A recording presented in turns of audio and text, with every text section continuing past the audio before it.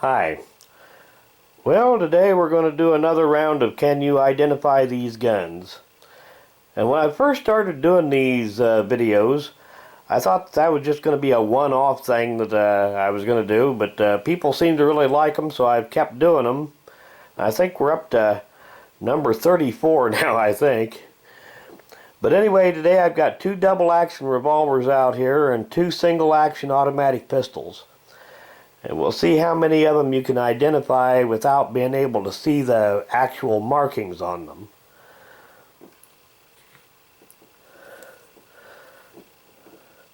Give you a closer look at them. Can be fun to try to identify guns just by the look of them. You look at the caliber here.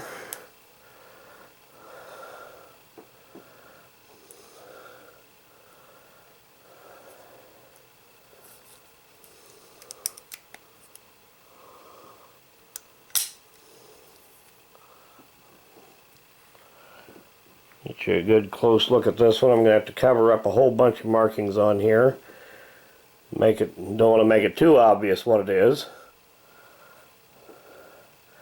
This one may be a little bit difficult for people to identify simply because these are this one has been modified over the years quite a bit.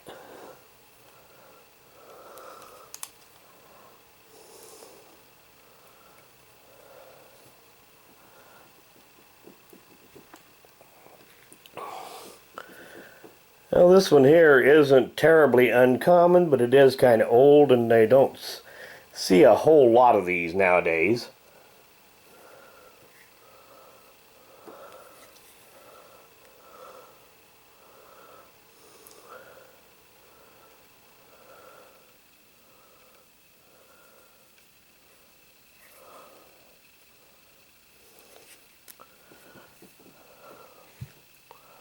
Now, if any time you think you need a little more time to think about it as what they are, you can pause the video anytime.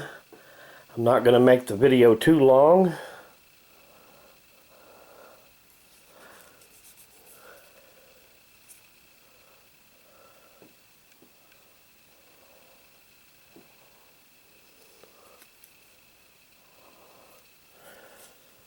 So I'm about to give the answers here, so like I said, if you need a little more time, pause the video, think it over.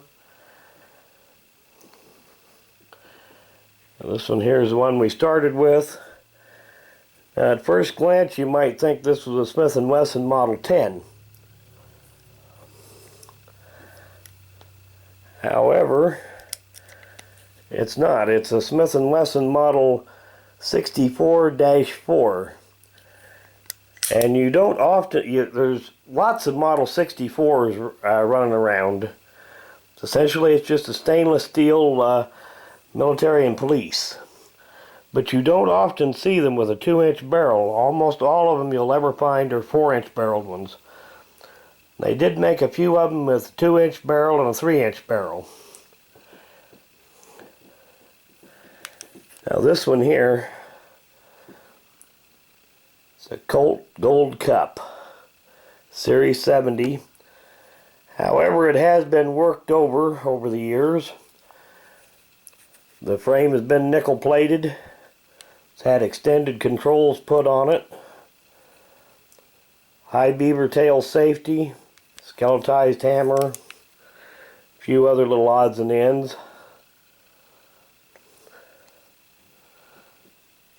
And I believe it dates from 1975, I believe, if I remember right. And I believe this Smith & Wesson here is from 1995. Now this is a Beretta Model 1951. It's also known as the Model 951 or the Brigadier. It's a single stack 9mm. And I believe these were made from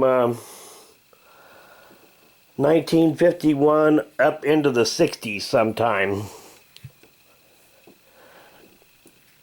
Now this one here may have fooled a few people just by the dull finish on it. It is a Smith & Wesson though. But like I said, normally Smith & Wessons have very high polished blue finishes, but there was one exception to that.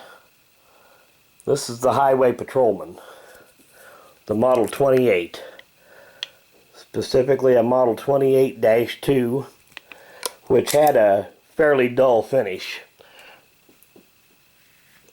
Essentially, it's just a Model 27 without the real high polish finish on it. And like I said, they were known as Highway Patrolmen, and they were made from I believe 1955 or so, up until whenever they discontinued them, probably in the late 80s. I'd have to look it up to be sure. This particular one was made in 1968. Does still have the pen barrel and recessed chambers, and just late enough that it has the regular Magna grips instead of the diamond Magna grips. I believe 1968 was the year that they changed the grips on them. So anyway, there you've got it, another round of Can You Identify These Guns? So, thanks for watching.